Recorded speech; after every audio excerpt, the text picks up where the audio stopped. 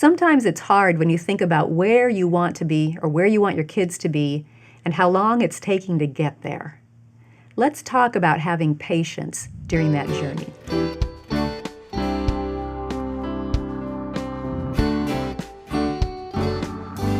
Welcome to the Simply Charlotte Mason podcast. I'm Sonya Schaefer. Are things seeming to go a little bit slower than you would prefer with your schoolwork, with habit training, with managing your day? Well, here to talk about that is Laura Pitney. Laura, have you ever felt like things just weren't progressing as fast as you wanted, maybe even with your kids' narrations and spelling or math skills or something like that? Ever had that feeling? 100%, yes. I would say that's probably the normal for us. I just think I have these expectations that it's just going to happen and it's going to be great and it's all going to be as it should in our homeschool world. And if we use Charlotte's methods, it will look exactly like what she describes, yes. you know? Yeah. When we say narrate, then the child is just going to wax eloquent. And be happy about it. Yes, yes. Yeah. So how can we encourage our fellow homeschoolers in this concept of being content to walk before you run, I guess, is the way I think of it. Yeah. A couple things come to mind. The first thing is I think it's really important to know your child and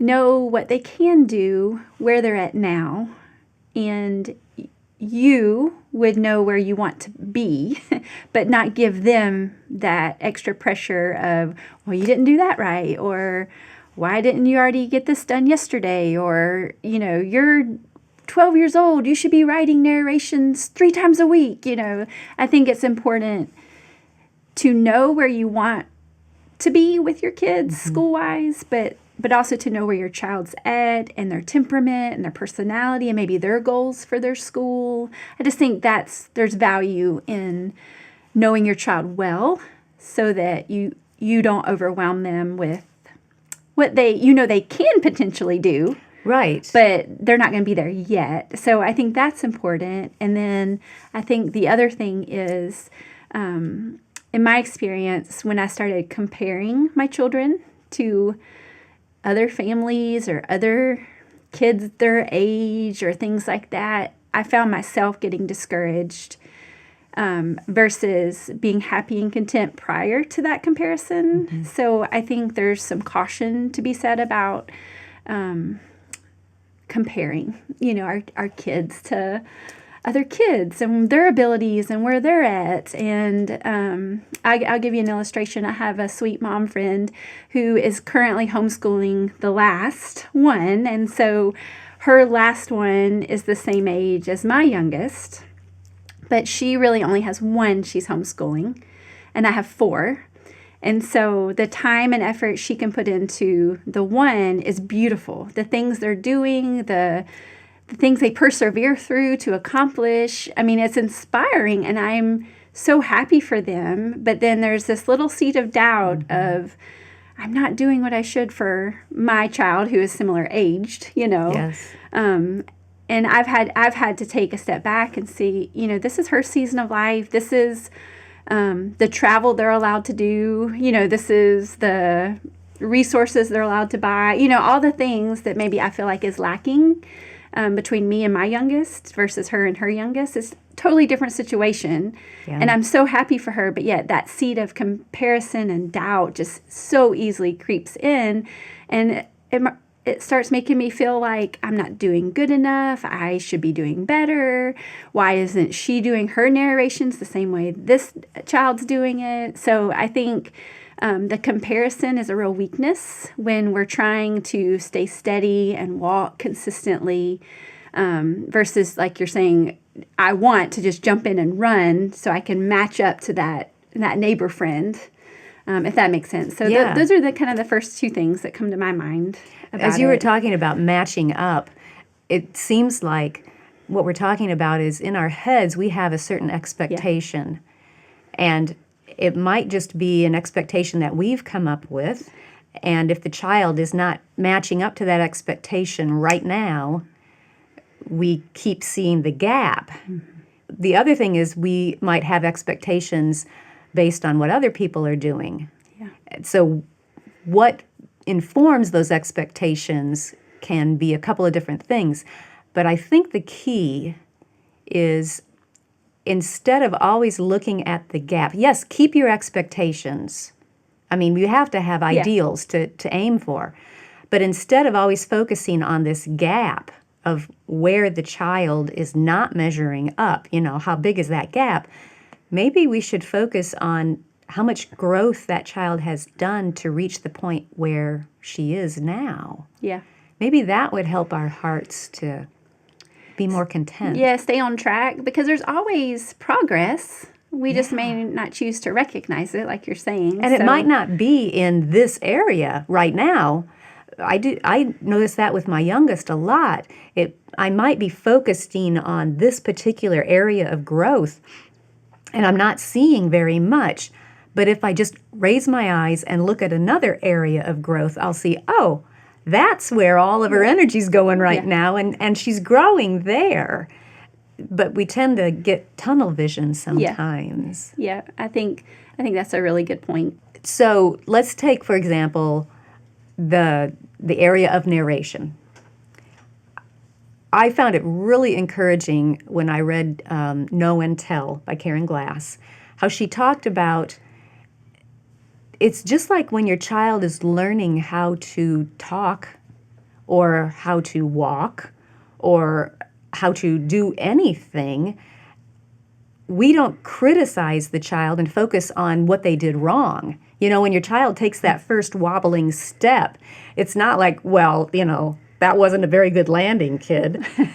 It's That would be so horrible to say that, wouldn't it? Wouldn't it? But we can do that when they get older. It's like we expect them to measure up right away rather than encouraging each step of the way. So in narration, I hear about this a lot in spelling. It's like if the child does not, when they're doing dictation, or even before that, when they're doing transcription, or more when they are writing for their own enjoyment rather than for schoolwork, and we see that they're not spelling words correctly when they're just writing for fun on the side, it's easy for parents to panic and say, well, I'm doing something wrong because she's spelling some words incorrectly, where it's a process. Just like learning to talk, we encourage them, even as they learn how to talk, they're still going to throw in the wrong verb tense sometimes. They'll still throw in the wrong vocabulary sometimes because they're still learning as they go. So I guess there's a difference between having a realistic and ideal expectation and having an expectation that is perfection right away. Yep. I agree with you. I think that that's important to keep that perspective as we're teaching and training our children. And as you were saying that, I was thinking, how true is that for ourselves? Like, we do that so much. Okay, so I do that. I don't know about anybody else, but, put these unrealistic expectations on who I am as a mom, as a wife, as a teacher, as an employee, whatever role I'm, part of. I put those unrealistic expectations on myself. And so as I progress, which I am progressing, I am growing, I don't want to acknowledge that because all I see is the ways I've fallen short because I'm not there yet. Yeah. And so I can totally relate to focusing on perfection, which is totally unrealistic, versus the growth that the Lord's working through me and around me and with my family. I mean, it's so easy to miss that for ourselves. Yes, that's a really good point. So I guess the whole thing is, what comes to mind is the first two principles of Charlotte, that the child is a person and that child has possibilities. Yeah. So we never want to lose sight of inspiring them to become the best version that they can be, and those ideals in mind. We always want to keep that in mind, but we also want to give lots of grace and celebrate the process as they are working toward it. Yeah. I come back to that Yeah. visual of which side are we focusing on? Are we focusing on the gap between where the child is and where perfection is? Or are we focusing on down here, how far they have come already? Yeah. So how would you encourage me as the mom patiently waiting? For yourself or for your Both. kids? All things. Just tell me. One thing I would encourage you to do is to, well, this might sound geeky, I don't know. Probably. It's okay. The idea is I tend to overlook things that are too familiar to me. And so if I want to keep track of am I growing, then I will just jot down the areas in which I want to focus on growing. Maybe it's spiritual growth, maybe it's an intellectual growth. And if I wanted to, I could even put down specific goals in each of those. You know, not I will attain perfection, but I will read one biography every month. Or once a year. Yeah, I was going to say, if you don't want to put the time limit on it, just I will have a book that I am continually reading. Yeah. So I like to write down those areas in which I want to see growth, and then just keep the stream going, keep the streak going. Mm-hmm. Every time I put forth some effort in that particular area, somehow note it, somehow celebrate it, that I am putting forth that effort, intentionally trying in that area.